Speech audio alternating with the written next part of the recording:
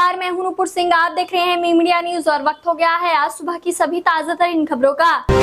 संयुक्त राष्ट्र की 80वीं वर्षगांठ पर विदेश मंत्री एस जयशंकर ने आतंकवाद के प्रति संयुक्त राष्ट्र की प्रतिक्रिया पर चिंता जताई। उन्होंने कहा कि सुरक्षा परिषद का एक सदस्य आतंकी संगठनों का बचाव कर रहा है, जिससे बहुपक्षवाद की विश्वसनीयता पर सवाल उठता है। टीएमसी सांसद महुआ मोइत्रा दिवाली पर एक नस्लीय टिप्पणी को लेकर विवादों में घिर गई थी। उन्होंने सोशल मीडिया पर एक पोस्ट पर सहमत लिख दिया था, जिसमें विदेश में दिवाली मनाने वाले भारतीयों की आलोचना की गई थी। विवाद बढ़ने पर मोइत्रा ने माफी मांगी है और अपनी गलती को स्वीकार किया है। मशहूर विज्ञापन हस्ती पीयूष पांडे का 70 वर्ष की आयु में निधन हो गया है। उन्होंने ऑल गिवी इंडिया में 4 दशकों से अधिक समय तक काम किया था और भारतीय विज्ञापन को नई पहचान दी थी। बिहार के सिवान में अमित शाह ने कहा कि मोदी और नीतीश कुमार ने बिहार को विकास के रास्ते पर आगे बढ़ाया। उन्होंने लालू राबड़ी के जंगल राज और शहाबुद्दीन के खौफ का जिक्र करते हुए कहा कि नीतीश कुमार के नेतृत्व में बिहार में एनडीए की सरकार बनेगी। यूपी के वृंदावन में बांके बिहारी मंदिर में दर्शन के लिए आई कुछ महिला श्रद्धालुओं की गर्मी और भीड़ के कारण तबियत बिगड़ गई। सांस लेने में तकलीफ होने पर उन्हें तुरंत अस्पताल में भर्ती करवाया गया। बिहार के बेगूसराय में प्रधानमंत्री मोदी ने राजद और कांग्रेस को भ्रष्टाचार का परिवार बताया और कहा कि उनके सदस्य जमानत पर हैं। उन्होंने इस जनसभा को बिहार के नए संकल्पों का मेला कहा और राज्य के प्रति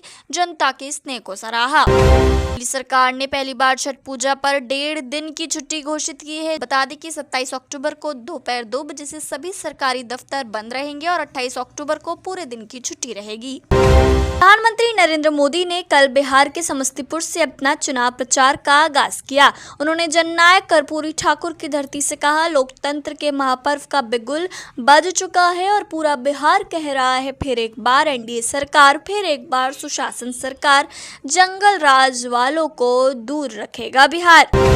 गठबंधन 28 अक्टूबर को पटना में बिहार विधानसभा चुनाव के लिए अपना संयुक्त घोषणा पत्र जारी करेगा। पहले चरण में मतदान से पहले और उसके बाद दूसरे चरण की सीटों के लिए राहुल गांधी और तेजस्वी यादव संयुक्त रैलियों को संबोधित करेंगे। सुप्रीम कोर्ट सोमवार को सुप्रीम कोर्ट बार एसोसिएशन द्वारा दायर उस याचिका पर सुनवाई करेगा जिसमें 6 अक्टूबर को कार्रवाई के दौरान चीफ जस्टिस ऑफ इंडिया पर जूता फेंकने की कोशिश करने वाले वकील राकेश किशोर के खिलाफ आपराधिक अवमानना कार्रवाई की मांग की गई है। हरियाणा में भारतीय जनता पार्टी ने हाल ही में एक नया ऑफिस बनाया है। अब उस ऑफिस तक जाने के लिए सड़क तैयार करने के नाम पर इलाके में पेड़ काटे जा रहे हैं। इसी मामले में सुप्रीम कोर्ट ने हरियाणा सरकार को नोटिस जारी किया है और आदेश दिया है कि करनाल के सेक्टर 9 में जो विकास का काम चल रहा है उसे तुरंत रोका जाए।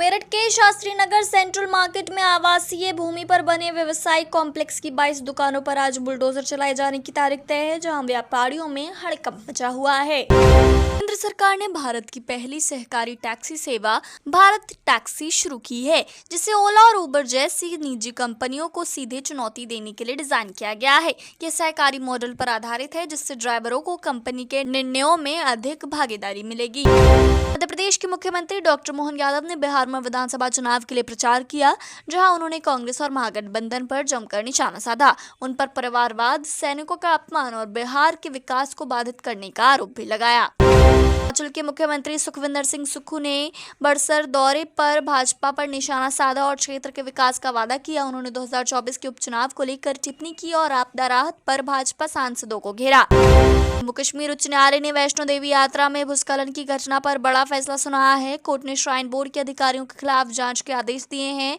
जिन्हें इस घटना के लिए जिम्मेदार माना जा रहा है। महाराष्ट्र में समुदाय विशेष से जुड़े एक और ऐतिहासिक नाम को बदलने के लिए बीजेपी सरकार ने सारी तैयारियां पूरी कर ली हैं।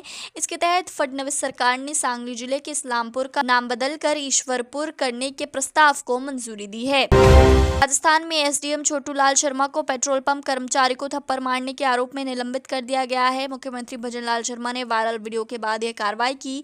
घटना भीलवाड़ा की है, जहां एसडीएम और कर्मचारी के बीच फ्यूल भरने को लेकर विवाद हुआ था। पंजाब सरकार महिलाओं को 1000 रुपए प्रतिमाह देने की गारंटी पूरी न कर पाने पर अब नई योजना बना रही है। है। इसके तहत 40 लाख परिवारों को गेहूं के साथ तेल, चीनी, चाय पत्ती, दाल और हल्दी भी दी जाएगी। हरियाणा सरकार ने सरकारी कर्मचारियों के लिए एक महत्वपूर्ण घोषणा की है। यदि किसी कर्मचारी को सेवानिवृत्ति के अगले महीने वेतन वृद्धि मिलती है तो उसे पेंशन में शामिल किया जाएगा। यह लाभ 30 जून या 31 दिसंबर को सेवानिवृत्त होने वालों के लिए है।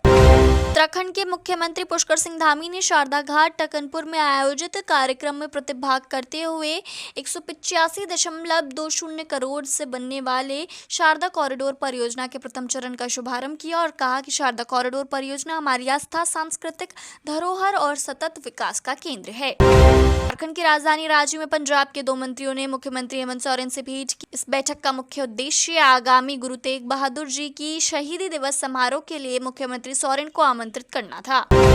कुमार की रिपोर्ट। 142वें गोवर्धन नाथ जी मेला का चरखारी मोहबा में विधि विधान व मंत्रोच्चारण के साथ भव्य शुभारंभ हुआ, जहां भगवान गोवर्धन नाथ जी की पारंपरिक सवारी ट्रक पर सवार होकर गाजे बाजे और आतिशबाजी के साथ मेला परिसर पहुंची। वहीं एमएलसी जितेंद्र सिंह सेंगर ने कहा कि मेला 1883 से आस्था और परंपरा का प्रतीक है।